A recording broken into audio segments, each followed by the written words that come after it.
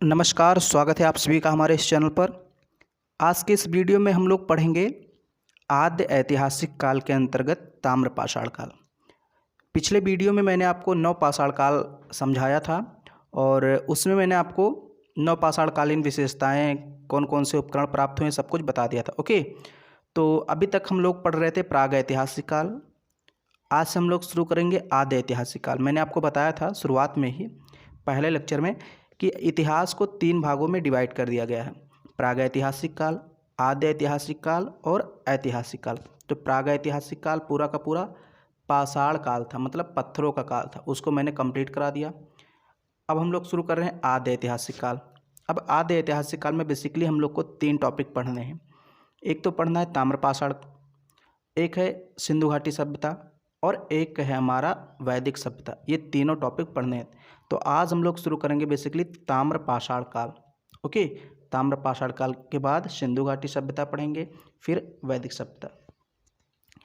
तो ध्यान से समझना। देखिए, ये जो लेक्चर 5 है, इसमें हम लोग को पढ़ना है बेसिकली यहाँ पर झूकर झांगर संस्कृति, आप देख सकते हैं, ग्यारिक मृदभांड संस्कृति थोड़ा बहुत, ओके, ज़्यादा नहीं, बनास या आहार संस्कृति, मालवा और कायथा संस्कृति, जोरवे संस्कृति। ओके, ये सब सिंधु घाटी सभ्यता के आसपास की संस्कृति हैं। ओके, मतलब उन्हीं के आसपास इनका विकास हुआ था। छोटी छोटी सभ्यताएं थीं, एक सीमित क्षेत्र में इनका विकास हुआ था। तो इनके बारे में हम लोग थोड़ा थोड़ा पढ़ेंगे। ओके, और ये भारतीय प्राचीन इतिहास का 5वां लेक्चर है। ओके, तो चलिए अब हम लोग शुरुआत करते हैं ताम्रपाषाण काल का।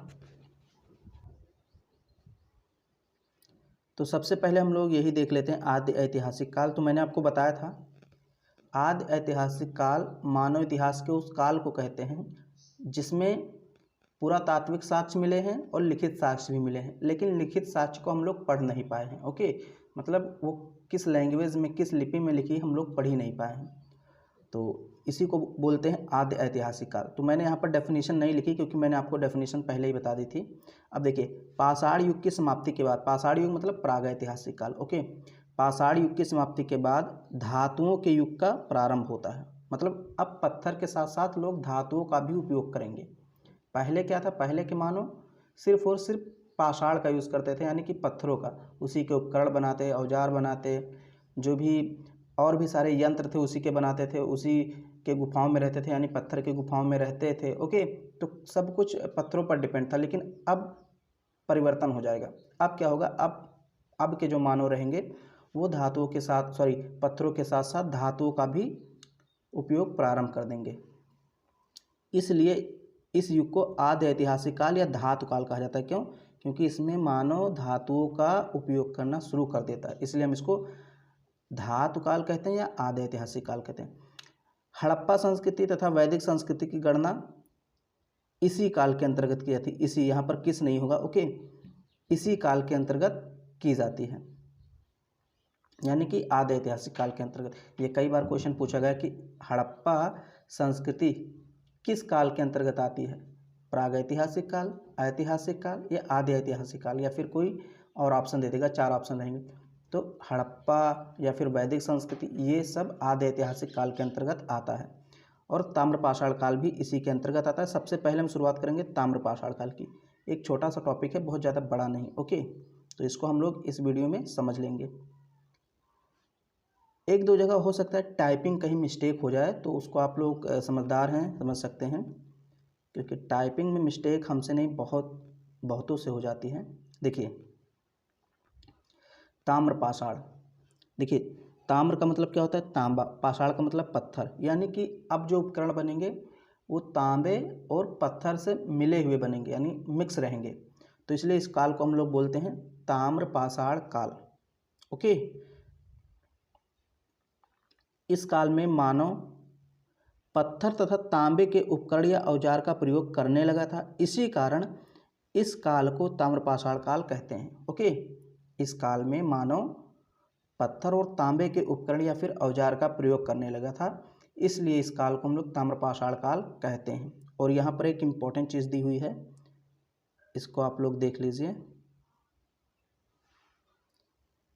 देखिए, लगभग 5000 ईसा पूर्व मनुष्य ने सर्वप्रथम तांबे धातु का प्रयोग किया था। तो कौन सी धातु थी जिसका सर्वप्रथम मनुष्य ने प्रयोग किया था? मनुष्य ने किस धातु का सर्वप्रथम प्रयोग किया? तो धातु थी हमारी तांबा। ओके, तांबा धातु। अब कब किया था? तो 5000 ईसा पूर्व, यानी कि जब ईसा मसीह का जन्म हुआ था उसके 5000 ईसा पूर्व पहले ही मनुष्य ने सर्वप्रथम तांबे धातु का प्रयोग करना शुरू कर दिया था। ओके, तो ये तो मैंने आपको थोड़ा सा डेफिनेशन के बारे में बता दिया।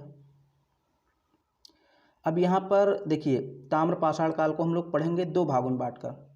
इसमें बेसिकली देखिए दो भाग तो हैं, एक तो ये है ताम्र पाषाण काल को दो भागों में बांटेंगे, तो एक तो ये आएगा परवर्ती हड़प्पा सभ्यता और दूसरा है ताम्र पाषाणिक संस्कृति। तो देखिए बेसिकली हम लोग को जो डिटेल में पढ़ना है वो ये वाला पढ़ना है। ओके, ताम्र पाषाणिक संस्कृति, इसको हम लोग थोड़ा सा यहीं पर समझ लेंगे। जो परवर्ती हड़प्पा सभ्यता है इसको हम लोग यहीं पर समझ लेंगे, आगे इसका कोई मतलब बहुत ज़्यादा यूज़ नहीं है। ओके, तो परवर्ती हड़प्पा सभ्यता का मतलब जब हड़प्पा सभ्यता नष्ट हो गई, ओके, आई मीन जब उसका पतन हो गया, तो उसके आसपास के क्षेत्रों में कुछ सभ्यताएं विकसित हुई थीं, तो उन्हीं को बोला गया परवर्ती हड़प्पा सभ्यता। ओके, और ये जो पाषाण, ये देखिए ताम्र पाषाण संस्कृति है, ये हड़प्पा सभ्यता के पहले विकसित संस्कृति थी। ओके, तो दो संस्कृतियाँ यहाँ पर हैं। देखिए इसको आपको ध्यान से समझना है, नहीं तो आप कन्फ्यूज़न यहीं पर क्रिएट कर देंगे। देखिए ये जो है परवर्ती हड़प्पा सभ्यता, ये हड़प्पा सभ्यता के बाद विकसित हुई, मतलब जब हड़प्पा सभ्यता का पतन हो गया, हड़प्पा सभ्यता नष्ट हो गई, तो सिंध क्षेत्र में जैसे झोकर झांगर संस्कृति का विकास हुआ, सिंध क्षेत्र में, यानी पाकिस्तान के सिंध क्षेत्र में। अब यहाँ पर ज़्यादा क्वेश्चन आपसे यही पूछेगा कि किस क्षेत्र में कौन सी संस्कृति का विकास हुआ, मिलान ज़्यादा आ जाता है। ओके, कि सही जोड़े मिलाइए। बाकी यहाँ से ऐसा नहीं कि झोकर झांगर संस्कृति आपको डिटेल में पढ़नी, ऐसा कुछ नहीं। ओके, डिटेल में आपको अभी इधर की बहुत सारी संस्कृतियाँ हुए मैं आपको पढ़ाऊँगा। तो सबसे पहले मैं थोड़ा सा ये आपको पढ़ा देता हूँ कि सिंध प्रांत में झोकर झांगर संस्कृति का विकास हुआ। पंजाब के बहावलपुर, ये पाकिस्तान वाला इलाका है। ओके, देखिए पंजाब अब दो भागों में बढ़ गया है, पश्चिमी पूर्वी। तो पश्चिमी पाकिस्तान के पास है, पश्चिमी पंजाब पाकिस्तान के पास है और पूर्वी पंजाब हम लोगों के पास है।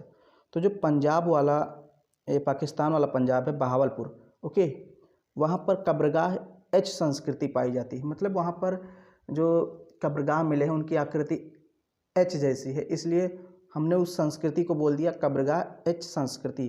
ओके, तो ये आपको थोड़ा सा अजीब लग रहा होगा कि ये किस प्रकार की संस्कृति है, ये क्या हो रहा है। देखिए आपको थोड़ा सा ऐसे ध्यान में रखना है कि बहावलपुर में, यानी पंजाब के बहावलपुर में, ये पाकिस्तान वाला पंजाब है। ओके, अभी इंडिया वाला भी पंजाब आएगा, तो ध्यान रखना, पंजाब के बहावलपुर में कब्रगाह एच संस्कृति विकसित हुई है, पाई गई है, बस इतना ही याद रखना है। गुजरात में लाल चमकीला मृदभांड संस्कृति। ओके, पंजाब, ये हरियाणा, अब देखिए ये अपना वाला पंजाब है, पंजाब और हरियाणा में पीले मृदभांड संस्कृति। यमुना और गंगा और यमुना दोआब में गैरिक मृदभांड संस्कृति का विकास हुआ था। ओके, मतलब जब ये अपनी जो सिंधु घाटी सभ्यता नष्ट हो गई उसके बाद आसपास के क्षेत्रों में कुछ छोटी छोटी संस्कृतियों का विकास हुआ था। ओके, तो ये सारी संस्कृतियां हैं परवर्ती हड़प्पा सभ्यता। इनको आपको एक दो बार पढ़ लेना है, नाम याद रखना है कि सिंधु क्षेत्र में झोकर झांगर संस्कृति, पंजाब के बहावलपुर में कब्रगाह एच संस्कृति, गुजरात में लाल चमकीला मृदभांड संस्कृति। मृदभांड मतलब मिट्टी के बर्तन मिले हैं, तो इसलिए हम लोग गुजरात में लाल चमकीला मृदभांड संस्कृति कहते हैं, विकसित हुई थी। फिर ऐसे है गंगा यमुना दोआब गैरिक मृदभांड संस्कृति, पंजाब हरियाणा पीले मृदभांड संस्कृति। तो इसको आप लोग को एक दो बार पढ़ना है। ओके, इसको पढ़ना है एक दो बार। अब यहाँ पर बेसिकली हम लोग को डिटेल में जो पढ़ना है वो ये है ताम्र पाषाणिक संस्कृति, ये हम लोग को डिटेल में पढ़ना है।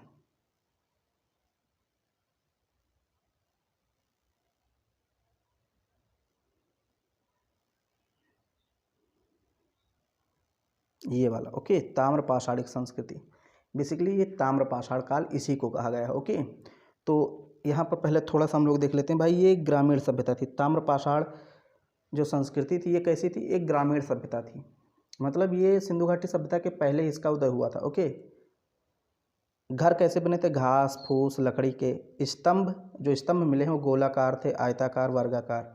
ओके, तो इसको हम लोग को डिटेल में पढ़नी है आगे, तो इसी को हम लोग आगे बढ़ाएंगे। देखिए यहाँ पर ये ताम्रपाषाण काल या ताम्रपाषाणिक संस्कृति। ओके, इसी को हम लोग को डिटेल में पढ़ना है। अब देखिए यहाँ पर देख लीजिए, ताम्रपाषाण काल जो है इसमें 3 प्रकार की संस्कृतियाँ विशेष रूप से विकसित थीं। ओके, अब ये जो है मतलब सिंधु घाटी सभ्यता के थोड़ा सा पहले का या कोई संस्कृति उसी के एकदम समकालीन है, ज़्यादा डिफरेंस नहीं कालक्रम में। ओके, इसका जो काल है सिंधु घाटी सभ्यता के आसपास का है। तो इसमें 3 प्रकार की संस्कृतियाँ विकसित हुई थी बेसिकली।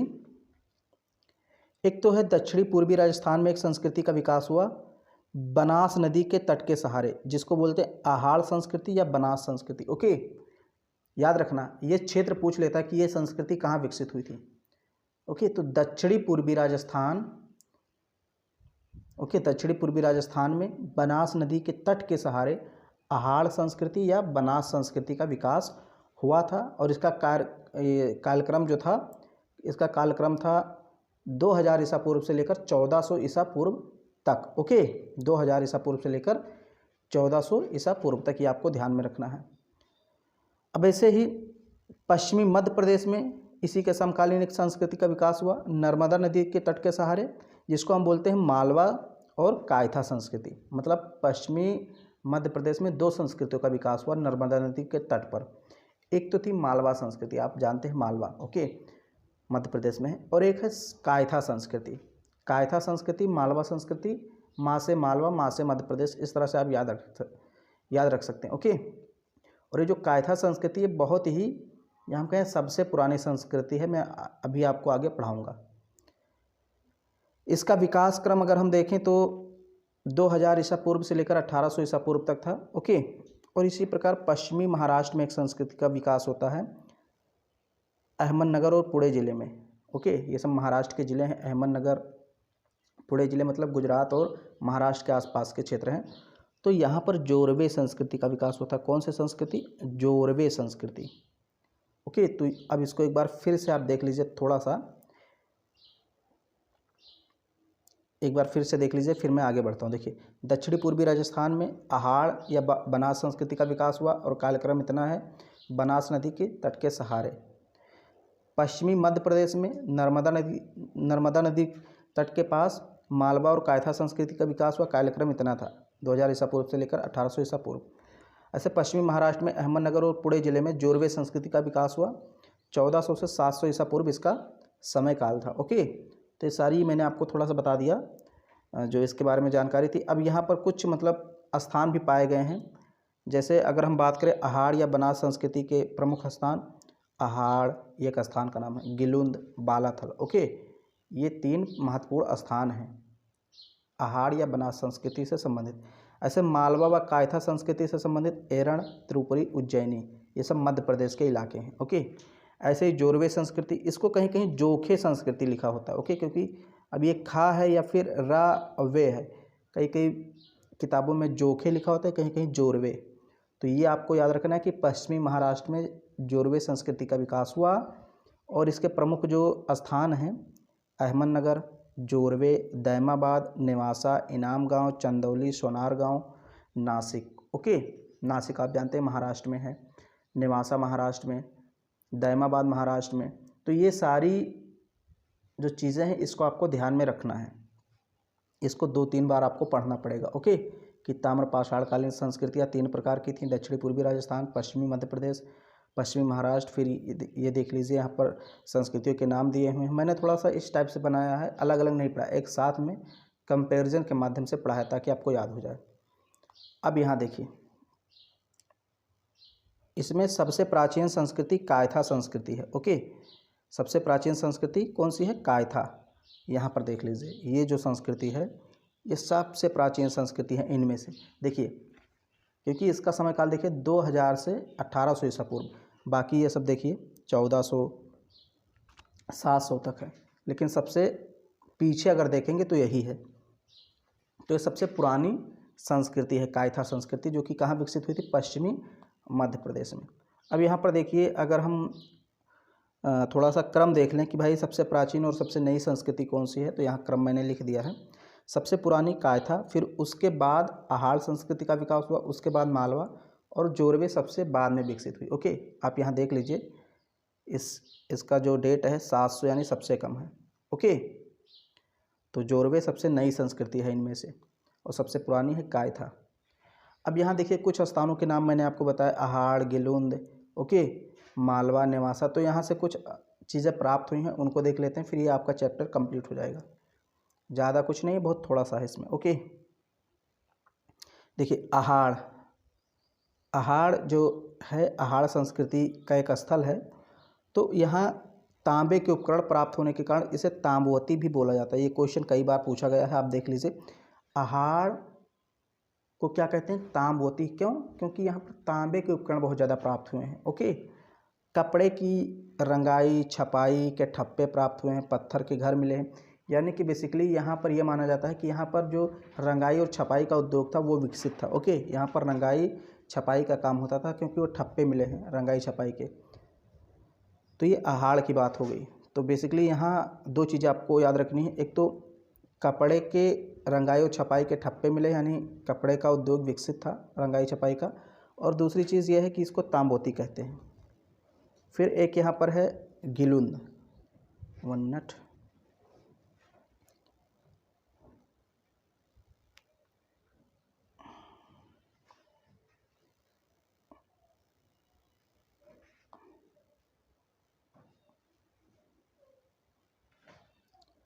ये जो है 1 मिनट, ये कहाँ चला गया?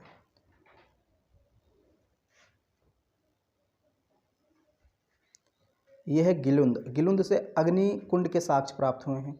अग्नि कुंड मतलब जहाँ पर मतलब हवन वगैरह किया जाता है, उसके साक्ष्य। फिर यहाँ पर है मालवा। मालवा से उत्कृष्ट कोट के मृदभांड, चरखा व तकली। तकली मतलब तकली आप जानते हैं, जिससे जैसे रुई वगैरह मतलब फटकारते हैं, उसी को साथ तकली बोलते हैं। और वृषभ पूजा के साक्ष्य भी यहाँ से मिले हैं। तो वृषभ पूजा के साक्ष्य ताम्रपाषाण काल में किस स्थान से मिले हैं, ऐसे क्वेश्चन पूछेगा। तो मालवा से मिले हैं। मृदभांड के साक्ष्य मिले। फिर यहाँ एक स्थान का नाम है, ये देखिए, नौदा टोली। स्थान का नाम क्या है? नौदा टोली। और यहाँ से अनाजों की कई किस्में व ढेर मिले हैं। सबसे बड़ा ग्रामीण बस्ती था। ओके, अगर हम पूछें ताम्रपाषाण काल का सबसे बड़ा ग्रामीण बस्ती, देखिए याद रखना, ग्रामीण बस्ती नौदा टोली था। ओके, नौदा टोली सबसे बड़ी ग्रामीण बस्ती थी। फिर यहाँ दैमाबाद है, महाराष्ट्र में है। ओके, ये प्रवरा नदी के तट पर है। मैं आगे आपको सिंधु घाटी सभ्यता में पढ़ाऊंगा इसको, क्योंकि इसके बाद सिंधु घाटी सभ्यता ही आपकी स्टार्ट होनी है। ताम्रपाषाण काल के बाद कौन सी संस्कृति विकसित होती? सिंधु घाटी सभ्यता। ताम्रपाषाण काल का सबसे बड़ा नगर है, अब देखिए, ये है सबसे बड़ा नगर दैमाबाद, ये नगर है। ओके, ध्यान देना, यहीं पर मिस्टेक हो जाती है अक्सर। ये सबसे बड़ा नगर है दैमाबाद, नगर, और ये सबसे बड़ा ग्रामीण बस्ती है नौदा टोली। ग्रामीण और नगर में अंतर होता है, गांव और नगर में अंतर होता है। तो सबसे बड़ा गांव या ग्रामीण बस्ती नौदा टोली, सबसे बड़ा नगर दैमाबाद। और यहाँ कांसे का रथ प्राप्त हुआ है, दैमाबाद में कांसे का रथ प्राप्त हुआ है। अब नेवासा है, महाराष्ट्र में, जानते हैं, यहाँ कपास और पटसन के साक्ष्य मिले हैं। इनाम गांव एक स्थान है, यहाँ पर वर्ग विभाजन के स्पष्ट साक्ष्य हैं, और किलेबंद बस्तियाँ भी यहाँ पर मिली हैं। तो वर्ग विभाजन के स्पष्ट साक्ष्य हैं, ये यहाँ पर बहुत ज़्यादा इंपॉर्टेंस रखता है। ओके, तो इसको आप याद कर लीजिए।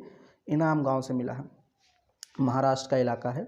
ओके, तो ये मैंने आपको बता दिया कि भाई ताम्रपाषाणकालीन संस्कृति क्या थी। ओके, तो आई होप आपको समझ में आया होगा। अगर वीडियो आपको पसंद आ रही है, और सारे पार्ट्स आप देखिए, सीक्वेंस से सारे पार्ट्स अपलोड किए जा रहे हैं शुरुआत से, तो आपको समझ में आएगा। अगर वीडियो पसंद आए तो इसको लाइक कर दीजिए, अपने सारे दोस्तों में शेयर कीजिए, चाहे कोचिंग के हों, कॉलेज के हों, कहीं के आपके फ्रेंड्स हैं, अगर पढ़ाई से संबंधित है तो उनको ज़रूर एक बार शेयर कीजिए, हो सकता है उनको भी पसंद आए। लाइक कीजिए, शेयर कीजिए, चैनल पे पहली बार आए हैं तो सब्सक्राइब कीजिए।